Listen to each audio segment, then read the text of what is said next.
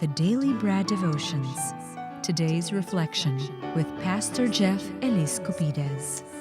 Mabuhay ka, Brad Jeff. Magandang Thursday morning. Magandang lalaki ka, Brad Ted, at maganda ka siya. Good morning, everyone. Good Thank you for joining. morning! At gwapong-gwapo ka Morning. naman ngayon, Pastor, kahit wala ka pang suklay. Poging-pogi pa rin. Ayan na, inayos na yung buhok. Pero ito I na, woke up like this. yun naman talaga. Sana all fresh pagising. Dahil ito ngayon, ito hindi fresh problem to. Baka may mga nakikinig sa atin Meron ako ngayon. napanood na pelikula. Kamukha sabi ko, niya? parang kamukha ka ako talaga ito ni Brad Jeff. No? Sino? An international, local? International. Wow. Oo. Sino? Sa Netflix. Oh, anong movie? Ah, Action ba ito? Ano? Drama? Horror? Assassin Club. Assassin Club? European movie siya. Kamukha ni Brad Jeff. Yung bida, yung Tingnan natin. kontrabida. Ha? Yung bida. Yung bida Ba? mismo. Sige, hahanapin Akala ko yan nga, mamaya. Sabi ko, parang... Panoorin natin yan Parang mamaya. kakambal ni Brad Jeff. Pastor Jeff. Yes. Akala ko Walking Dead. Wala yun sa Netflix. Talagang, Iba yun. Hindi nga, pero biro. Sige, hanapin natin yan mamaya. Artistahin talaga si Brad Jeff. Oo naman. Dami Sige. nagsasabi. Salamat, Brad. Hindi pa tapos kasi simula pa lang. May sulat tayo mga kapatid. Sige. Galing po sa ating letter sender na si L. Para sa mga nakatutok po sa atin ngayon, lalo sa mga nagtatrabaho. At meron kayong kinaiiritahan na workmate para po sa inyo ang sulat na ito. Ah? Oo. Usapang Sinong letter sender dyan? L. Ang name niya L. As in... LMNOP, QRST. Eto na, sabi dito, Pastor Jeff, mayroon akong katrabaho na hindi ko maiwasang kairitahan. Paano naman kasi? Papasok ng late, magtatrabaho sandali, panay ang coffee break, maagang uuwi at walang pakikisama sa mga katrabaho kapag kailangang mag-overtime. Pilit ko po siyang pinakikisamahan ng maayos pero sa palagay ko'y sobra na ang hindi niya magandang ugali sa aming opisina. Pare-pareho lang naman kami ng sweldo. Pero sa pagtingin ko, hindi siya patas magtrabaho. Ako po'y isang Katoliko at madalas kong marinig kapag nagsisimba ko na itinuturo ang pagmamahal at pagbibigay ng pasensya sa kapwa. Pero paano po kung nakikita ko na ang ugaling hindi patas at mapang-abuso sa mga mabubuting tao? Ano po bang dapat kong gawin? Nagigilty ako minsan na nakakaisip ako ng hindi maganda tungkol sa kanya. Pero minsan ba ay pwedeng magpahinga sa pagiging mabuting tao Wala. upang mailabas ang hindi magandang saloobin sa kapwa mo? Lalo na sa katrabaho ko't kasama ko araw-araw na nagpapahirap sa grupo namin sa opisina. Sana po'y matulungan nyo kung maintindihan kung paano mahalin ang aking kapwa kahit masama ang loob ko sa kanya. Pastor, ang hirap maging mabuti.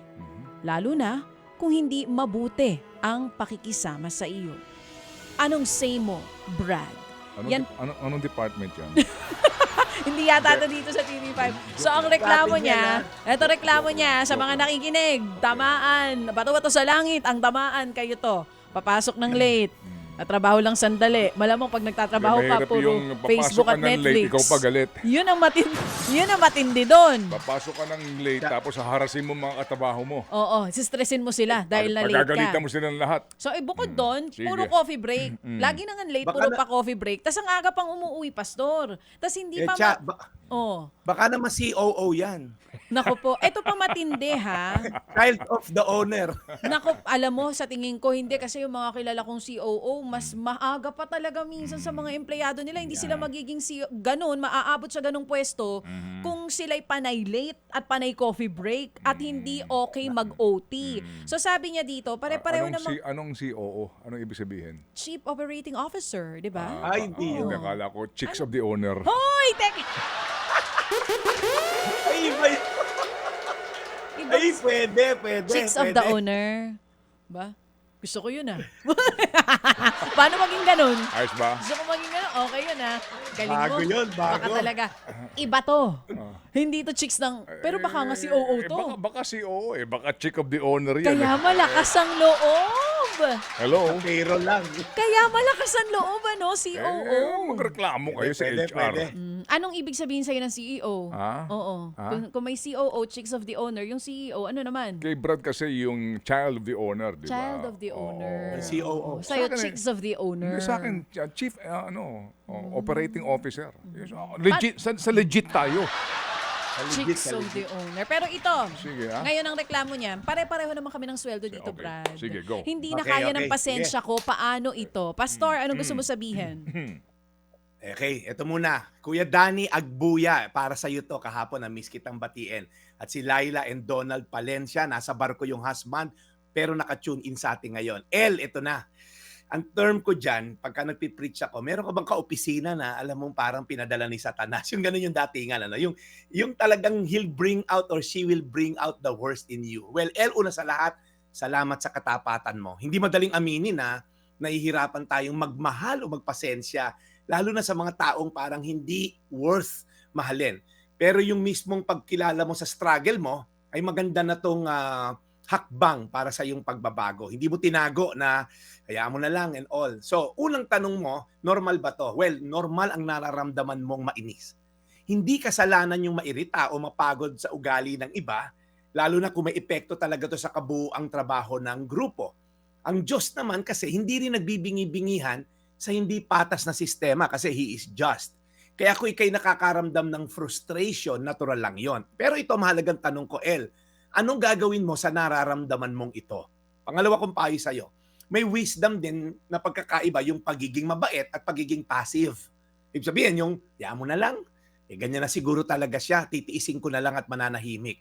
Ang pagiging Kristiyano ay hindi nangangahulugan na magiging doormat tayo. Tatapak-tapakan na lang at palaging tahimik kahit mali yung ginagawa ng iba. Sabi sa Mateo 18:15, ito kung yung tao na yan ay may takot din sa Diyos, sabi rito, kung magkasala sa iyo ang isang kapatiran, puntahan mo siya at kausapin ng sarilinan tungkol sa kanyang kamalian. Kapag nakinig siya sa iyo, naibalik mo na ang inyong pagsasamahan bilang magkapatid. Okay? Ibig sabihin, sa pananampalataya. So, ang sabi dito, kausapin mo ng masinsinan at sarilinan. Huwag ka mag-blind item sa Facebook. Si Nitch Itay, na office mate ko, dadalawa lang kayo sa HR, di ba? So, obvious.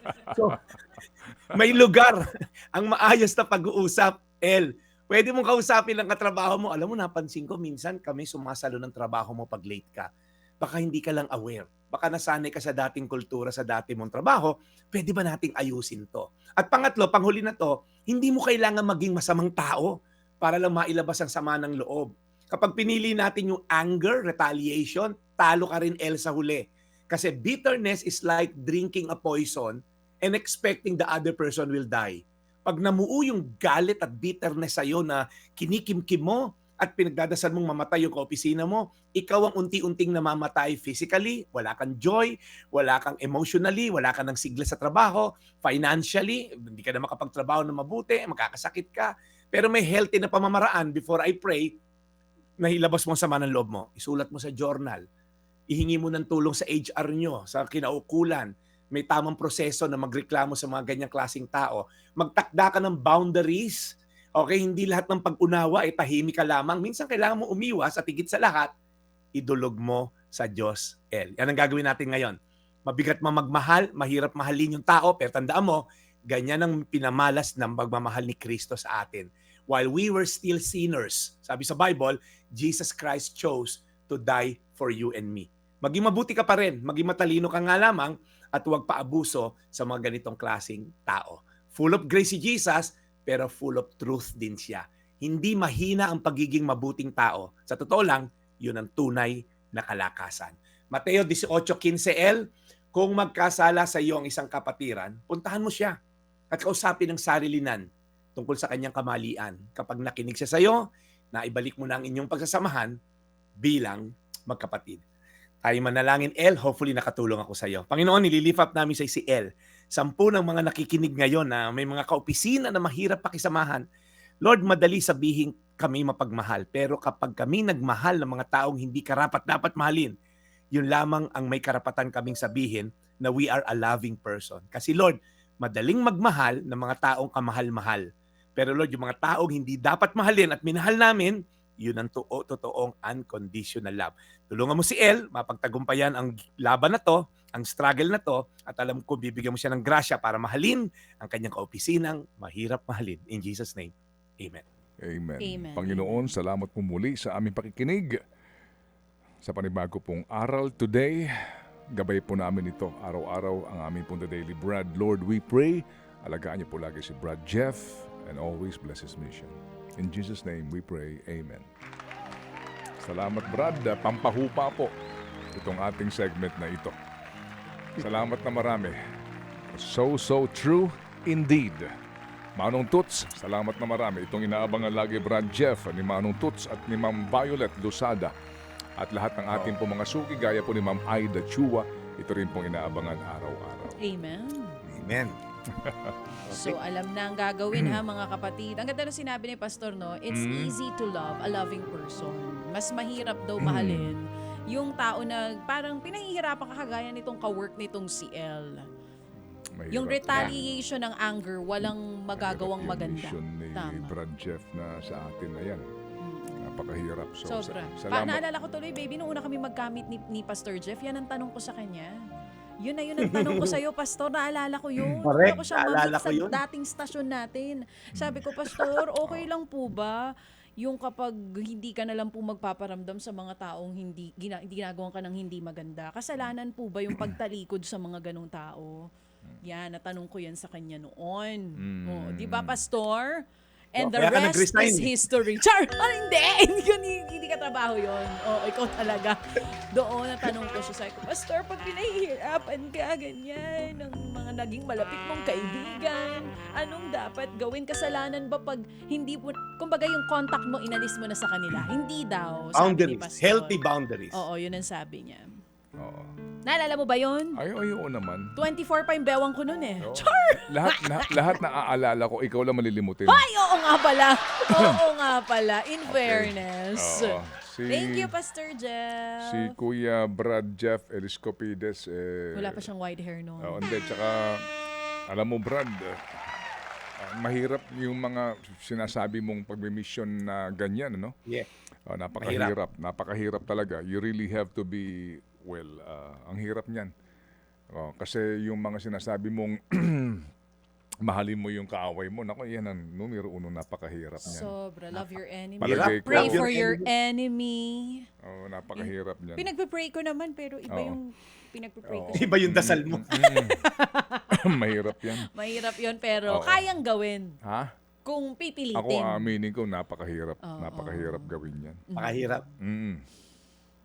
Ano maa-advise mo para sa mga tulad naming nahihirapang gawin yan, Pastor? Sumulat muna kayo sa Ay, ang PastorJeff.ph. ganda. Ang ganda. Ang ganda ng sagot. Kasi wala nang oras. Tama. At sa Susulat tamang kami. forum, sasagutin natin po yan. Hindi, totoo. Kung Kasi- mayroon po kayong katanungan or naghihingi ng advice, sa aking Facebook po, PastorJeff.ph. Hanapin niyo po ako doon. Mag-message kayo sa personal message. I-PM niyo lang para masagot natin yun yung mga katanungan. Yan. Tama. Maraming salamat, Pastor. Padami naman ng padami yung mga sumusulat sa'yo. At inaabangan na rin nila itong mga sulat mo araw-araw. Pag wala nga letter, nagtatanong yung mga nasa comment, ay, walang sulat today. So lahat po ng mga gustong humingi ng advice kay Pastor, diretso po kayo sa kanyang Facebook page or sa Facebook page po ng 105.9 True FM. Thank you so much, Pastor.